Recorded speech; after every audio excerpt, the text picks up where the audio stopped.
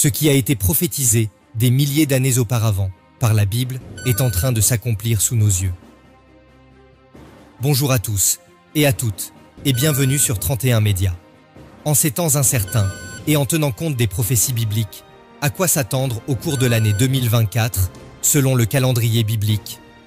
Car rappelez-vous que dans la Bible, il est écrit qu'en tant que chrétiens, nous ne sommes pas des enfants des ténèbres, pour que ce qui se déroule dans le monde nous surprenne. Cette vidéo est donc un appel à prêter attention aux prophéties et aux événements qui ont cours sous nos yeux dans notre monde d'aujourd'hui. Chaque jour, nous voyons des prophéties bibliques se réaliser autour de nous. À l'approche de 2024, l'importance de ces prophéties s'accroît. Nous ne pouvons pas ignorer les signes. Mais avant d'aller plus loin, si vous n'êtes pas encore abonné à notre chaîne, nous vous invitons à le faire. Et n'oubliez pas de donner un pouce j'aime à la vidéo. Allons-y. Voici donc 5 tendances prophétiques à surveiller au cours de l'année 2024. Première tendance, la montée des manifestations du nouvel ordre mondial.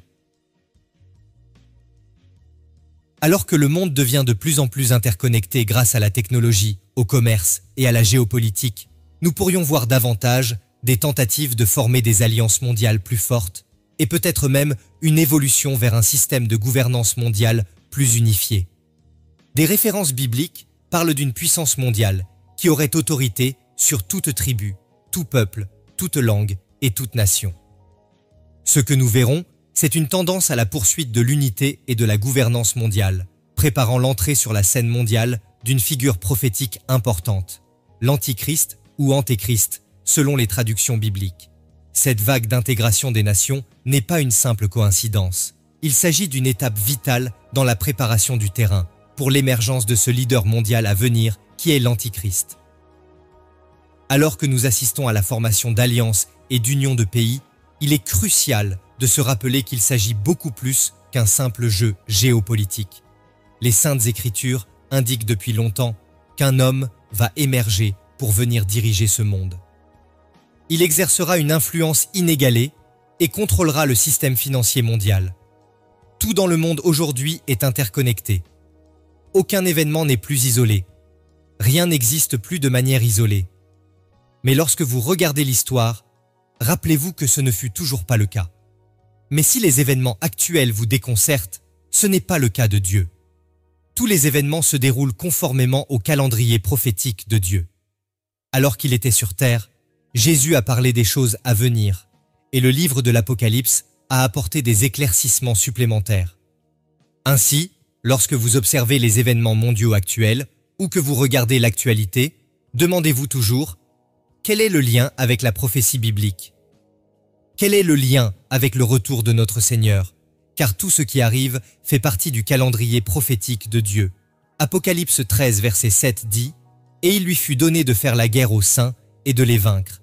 Et il lui fut donné autorité sur toute tribu, tout peuple, toute langue et toute nation. » Donc dans ce passage d'Apocalypse, on voit que ce personnage influent aura besoin d'une infrastructure qui transcende les frontières et les systèmes conventionnels. Et c'est là que nous voyons une autre tendance à surveiller. Deuxième tendance prophétique, les systèmes économiques mondiaux et les monnaies numériques. L'essor des monnaies numériques a été fulgurant. Les appels à la création d'une monnaie numérique mondiale se font de plus en plus pressants. Rationaliser les transactions et créer un système économique universellement accepté. L'abandon de l'argent liquide traditionnel n'est pas seulement une question d'efficacité ou de sécurité. Il s'agit d'un reflet de l'évolution progressive du monde vers l'unité dans tous les secteurs, y compris l'économie. Une monnaie numérique unifiée pourrait, par essence, ouvrir la voie à ce leader annoncé qui aura une emprise sans précédent sur le commerce mondial. Alors que ces tendances continuent de se développer en 2024 et au-delà, il est essentiel de ne pas les considérer comme des événements géopolitiques ou économiques isolés, mais comme des pièces significatives qui s'intègrent dans le vaste puzzle de la prophétie de la fin des temps. Troisième tendance prophétique, les progrès technologiques et la marque de la bête. Si l'on recule d'un siècle, voire de deux, les domaines de la science et de la technologie tels que nous les connaissons aujourd'hui nous paraîtraient presque étrangers. Les progrès que nous avons accomplis en un laps de temps relativement court sont tout simplement miraculeux. Depuis la création de machines rudimentaires jusqu'au monde numérique sophistiqué, dans lequel nous sommes profondément ancrés aujourd'hui, le parcours technologique de l'humanité témoigne de l'innovation, de la curiosité et d'une quête incessante de l'inconnu. Il est dit dans Apocalypse 13, versets 16 à 17, « Et elle fit que tous, petits et grands, riches et pauvres, libres et esclaves, reçussent une marque sur leur main droite ou sur leur front, et que personne ne put acheter ni vendre sans avoir la marque, le nom de la bête ou le nombre de son nom. » Ce passage dépeint une image qui, pendant des siècles, a été considérée comme une prophétie lointaine, presque éthérée. Elle parle d'une époque où les individus porteront une marque sur leur main droite ou sur leur front, une marque qui devient le déterminant des transactions économiques, une condition préalable sans laquelle on ne peut s'engager dans les actes fondamentaux que sont l'achat et la vente. Bien que inimaginable dans le passé, l'évolution technologique rapide d'aujourd'hui rend cette écriture biblique de plus en plus plausible. Nous vivons à une époque où les rêves d'antan sont devenus des réalités d'aujourd'hui. Les impossibilités du passé, comme un système mondial surveillant chaque transaction à laquelle vous participez, se sont transformées en possibilités. Un tel niveau de surveillance était impensable et techniquement invraisemblable il y a 100, 200 ans. Pourtant, c'est aujourd'hui une réalité tangible. L'infrastructure requise pour le niveau de pouvoir, de contrôle et de surveillance dont l'Antichrist a besoin pour que Apocalypse 13, versets 13 et 17, se réalise est déjà en place. En 2024, il faut s'attendre à ce que cette tendance persiste. Au fil des ans, divers chercheurs et théologiens ont fait des calculs imaginatifs pour identifier l'Antéchrist par son nombre, 666. Cependant, il faut avouer que personne ne connaît vraiment la signification de ce nombre et de ce nom. Néanmoins, les croyants qui seront présents sur Terre à cette époque le comprendront sans doute clairement. Quatrième tendance prophétique. L'apostasie et l'abandon de la vraie foi chrétienne, au profit du spiritisme et des doctrines de démons. Ces derniers temps, nous avons été témoins de secousses dans les fondements mêmes de la foi qui soutiennent le christianisme. Les paroles poignantes dans 2 Thessaloniciens 2 verset 3, mettant en garde l'abandon de la foi ou l'apostasie, dans les derniers temps, s'avèrent plus pertinentes aujourd'hui que jamais. Il ne s'agit pas simplement d'un départ occasionnel. Il signifie qu'un grand nombre de personnes se détournent de Dieu. Il ne s'agit pas seulement de quelques individus ou d'une minorité. Il s'agit d'une rébellion mondiale sans précédent contre Dieu. Ne voyons-nous pas cela à notre époque? Le monde semble détester ce qui est saint et juste, tout en embrassant le péché et l'impiété. Dans les pays occidentaux en particulier, les églises dites traditionnelles comptent de moins en moins de vrais fidèles. La ferveur que beaucoup avaient autrefois pour le Seigneur a diminué. Il n'y a plus de vérité, chacun construit sa propre vérité. L'amour de beaucoup s'est refroidi. L'Église s'est glissée dans le monde et le monde s'est glissé dans l'Église. En tant que chrétien, il est essentiel de veiller à ne pas se laisser influencer par le monde. Le monde essaiera toujours de nous modeler à ses croyances et à ses idéologies. Mais nos croyances doivent s'aligner sur la parole de Dieu, la Bible. Le monde essaiera de nous faire accepter des choses que Dieu ne tolère pas. Le monde n'encourage pas une vie sainte et juste, mais soutient une doctrine hédoniste. Le monde pousse à la satisfaction immédiate et aux plaisirs éphémères. La religion de ce monde est une religion de la chair. C'est une religion d'assouvissement de la chair. Elle vous donne l'impression que vous avez le droit de pécher, de donner la priorité à vos intérêts personnels au détriment des autres, ou de vous livrer continuellement au péché parce que c'est soi-disant agréable. Mais n'oubliez pas que de telles influences vous éloigneront des enseignements de Dieu. Une tendance troublante émerge dans le monde et s'infiltre dans l'Église. Ce sont les gens qui disent « Je suis chrétien, mais je ne suis pas la Bible ». Cette affirmation est tout aussi contradictoire que ridicule. Cela revient à dire « Je suis végétarien, mais je mange du poulet et du bœuf ». Ces idées du monde qui s'infiltrent dans l'Église sont inquiétantes. On ne peut pas être chrétien et ne pas tenir compte de la Bible. Notre dévotion à Dieu doit être intentionnelle.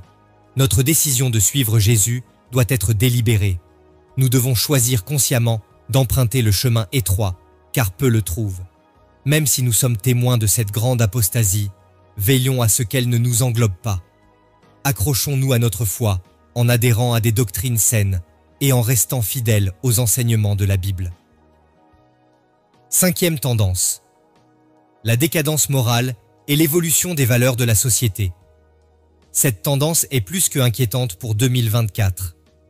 Le tissu social est tissé par les valeurs, les normes et la morale qui maintiennent l'unité des communautés. Lorsque ces valeurs s'affaiblissent ou changent de direction, la société subit inévitablement des transformations. À l'approche de 2024, l'éloignement progressif des enseignements et des valeurs bibliques traditionnelles, telles que décrites dans 2 Timothée chapitre 3, versets 1 à 5, devient de plus en plus évident. L'égoïsme, l'orgueil, le blasphème et la perte de l'affection naturelle sont en augmentation. Il est impératif de reconnaître et d'aborder cette décadence morale. L'un des signes les plus flagrants de cette évolution est la montée alarmante de l'égoïsme. Plus que jamais, nous vivons à l'ère du moi d'abord. L'avertissement biblique selon lequel les hommes deviendront amoureux d'eux-mêmes semble d'une pertinence obsédante aujourd'hui. C'est une nouvelle religion qui est en train de se former, la religion du moi et la religion du plaisir. La religion du plaisir n'est pas nouvelle. Le monde déchu a toujours été attiré par elle. Aujourd'hui, nombreux sont ceux qui se prosternent devant l'autel du plaisir. Nous vivons à une époque dominée par les chercheurs de plaisir plutôt que par les chercheurs de Dieu. Une époque qui embrasse le « mangeons, buvons et ayons du plaisir, car demain, nous mourrons ». La religion du plaisir est en fait le culte de la chair. Nous devons être vigilants, car notre nature même est attirée par le plaisir, y compris le plaisir éphémère qu'offre le péché. Aucun d'entre nous n'est à l'abri de cette attirance. Le plaisir du péché essaie toujours de vous donner envie, d'en avoir toujours plus. En 2024, les hommes et les femmes seront de plus en plus nombreux à se prosterner devant l'autel du plaisir. En conclusion, alors que nous allons de l'avant, la nécessité d'être vigilant n'a jamais été aussi grande. À l'aube de 2024, les tendances à l'unité mondiale, au progrès technologique, à l'apostasie et à la moralité se sont intensifiées. Alors que le monde s'oriente vers un nouvel ordre, les chrétiens doivent trouver leur force dans leur foi et dans les Écritures. Nous devons rester inébranlables, entretenir notre relation avec Dieu tout en renforçant les fondements de nos croyances. Voilà, merci d'avoir regardé cette vidéo. Si vous voyez aussi des tendances à venir que nous n'avons pas fait mention, merci d'en parler dans la section des commentaires. Dieu vous bénisse et à bientôt sur une autre vidéo.